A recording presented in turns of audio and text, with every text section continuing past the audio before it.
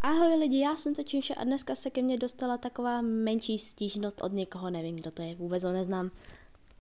Tak tady mi dovolila, že si můžu udělat karotku nebo ráj, tak já jsem si vybrala karotku. Tady mi mýho Magma Cuba Magma Cuba pochválila.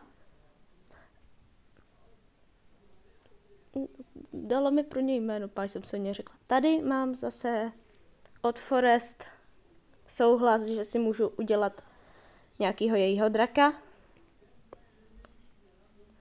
Tady mám souhlas od Pacičky, že ano, to zatím znamená souhlas.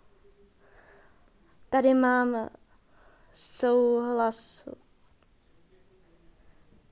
od Blue Dragon.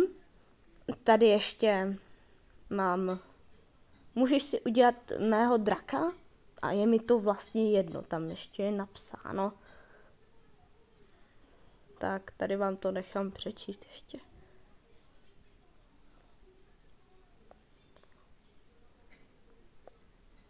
Tak mně to je jedno, no.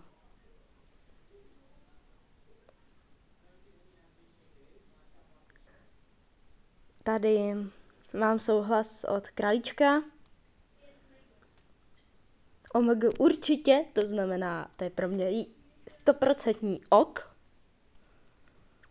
A děkuju, že jste mě chápali.